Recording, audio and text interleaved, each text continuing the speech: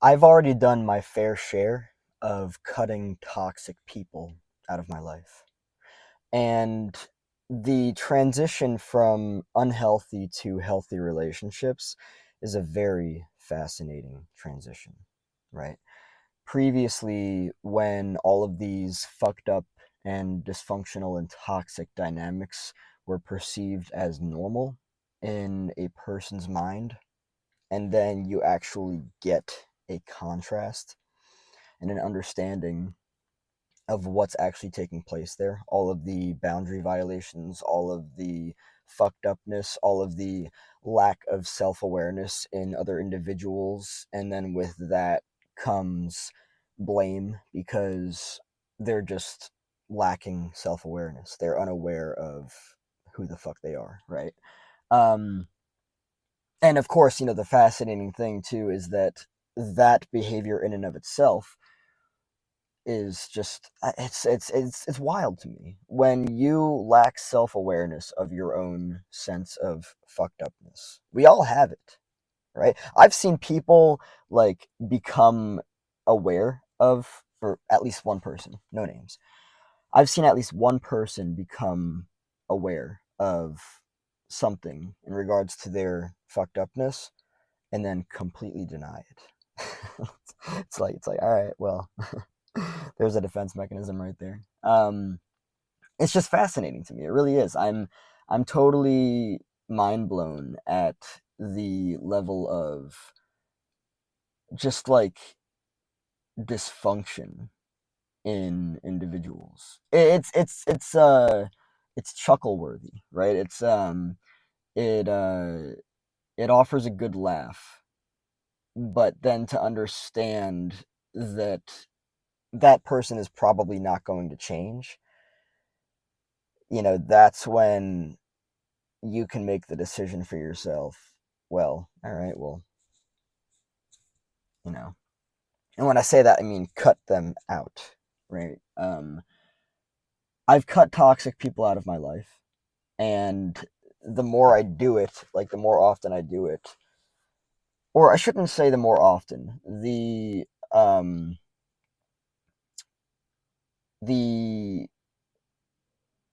I've gotten so used to it, is what I'm trying to say, right? Like that the quantity, right? The quantity of times, right? It starts to breed confidence in me that what I'm doing is the healthiest thing for me, you know. Um I have seen absolute dysfunction in relationships in my own life. I have. And I also have the humility and the humbleness. They're both the same fucking thing.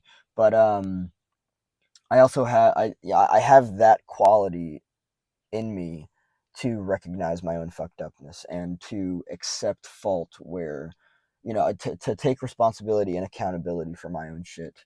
Um, I recognize when I have been abusive in relationships. I recognize when I have been manipulative, when I've been unhealthy, when I've enabled. I would argue that enabling is a form of abuse, especially when you're aware of somebody else's fucked upness, right? Absolutely. But, I said it in a video the other day, and that is that the transition from unhealthy relationships to healthy relationships is a very fascinating thing. Around a decade ago, sorry, there's something in my teeth, piece of fucking hair or something. Um, it's still there. Around a decade ago, or no, less than that, I'd say in the past like 5 to 7 years, I've cut people out of my life. And I've also simultaneously been like, huh, now like I don't have a lot of people in my life. It's better to not have a lot of people in your life than to have people that are toxic, dysfunctional, and unhealthy, causing distractions for you, right? Um, the healthiest thing that you can do is to get the parasitic nature out of your life. um, and to just have time by yourself. That was something that I previously feared. I was not so confident about doing it in the beginning because I also held beliefs that that was just what I deserved in relationships, right? I deserved the dysfunction and the fucked upness and the toxicity and the unhealth and everything. Um, but no, of course not. I don't deserve that. Nobody does. You may feel like you don't want to lose people, that you don't want to let go of people. I understand. I've been there.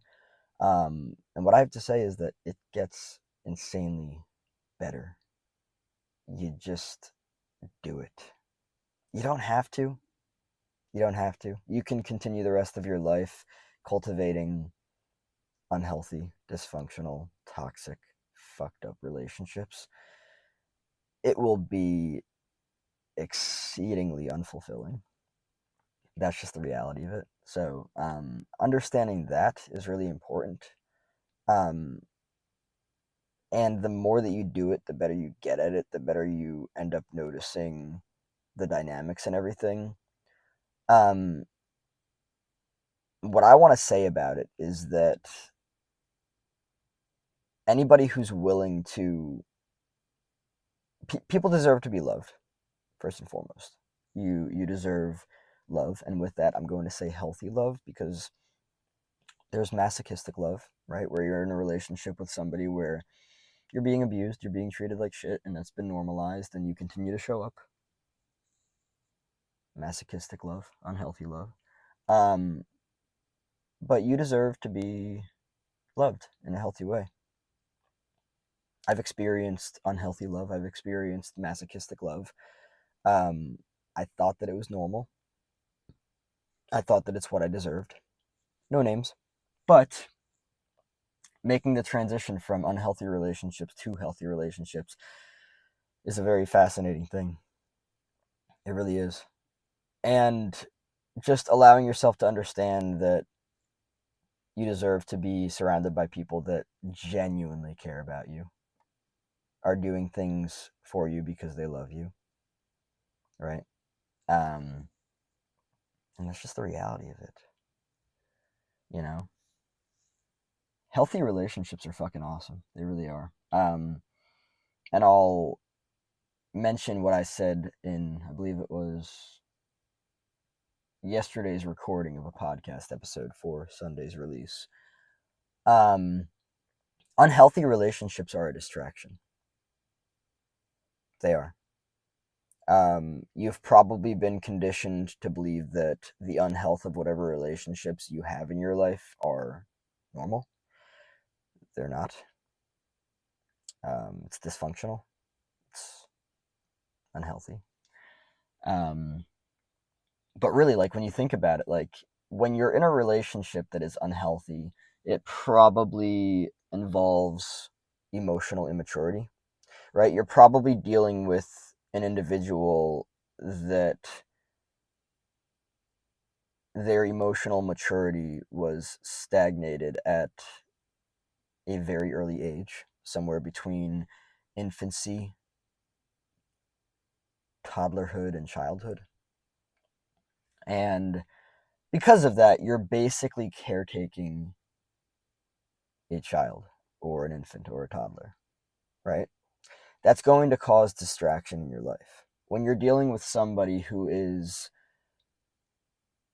mentally and emotionally underdeveloped, right? Their psyche is underdeveloped. That's going to pose even more of a, I'll say, need, right? Like, for instance, healthy relationship, right? I would say that what a person in a healthy relationship needs is the other person to just, compliment them, to support them. And when I say support them, I don't mean in serious degrees, financially, emotional caretaking, all that kind of stuff. Um, I'm talking about like baseline normal shit. That's what I'm talking about. Baseline regular healthy shit, not all of the, crazy shit. In unhealthy relationships where people are emotionally immature, um, there is a demand from the other person to probably like emotionally caretake them, be their external regulator. That's going to cause a lot of distraction and disruption in your life, right? So even if a person doesn't pose a whole fuck ton of a lot of, like toxicity and just like crazy absurd dysfunction, the distraction is in the requirement from the other person that you like emotionally caretake them. And that becomes a distraction, right? When somebody cannot fulfill their own needs, um, the reality of what's happening there is that you are now expected to do a bunch of shit that it's not necessary. It's not healthy. It really isn't. And being able to see that for what it is can really transform the dynamic. You know, um, I'll end off with this. In unhealthy relationships, by the way, I was waving to somebody before. I don't think that they saw me. In unhealthy relationships, you're likely to be expected to do things that yeah, in unhealthy relationships, you are likely going to be expected to do things that in healthy relationships, you will not.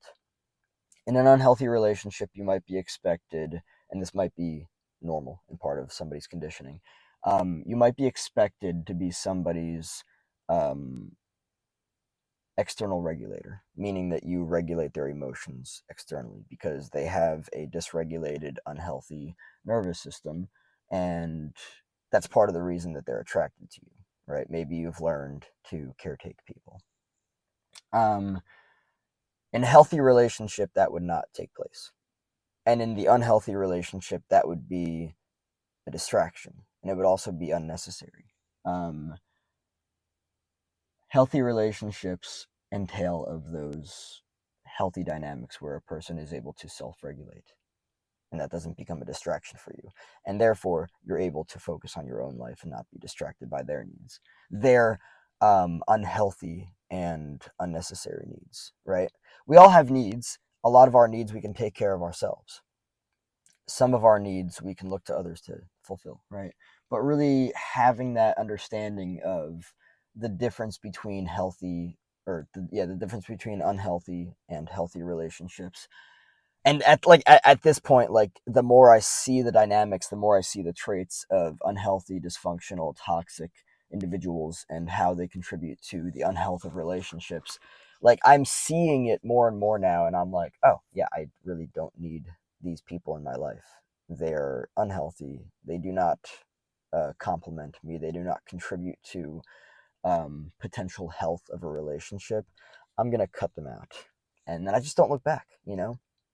Um, and I'll end off with saying this because I've experienced a lot of this in my life. No names, but toxicity in in relationships, abuse in relationships. It is not normal. It's not healthy. It is fucked up.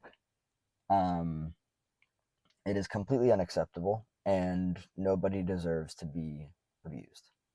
Um, and with the humility of looking at my own self and just embracing my own fucked upness and recognizing that I have contributed to dynamics of toxicity and dysfunction in relationships and unhealth.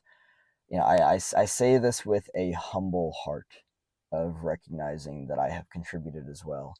Um, I have. I'm not afraid or ashamed to admit it. I know better now. I know healthier now. And I'm excited to explore that and experience that in relationships.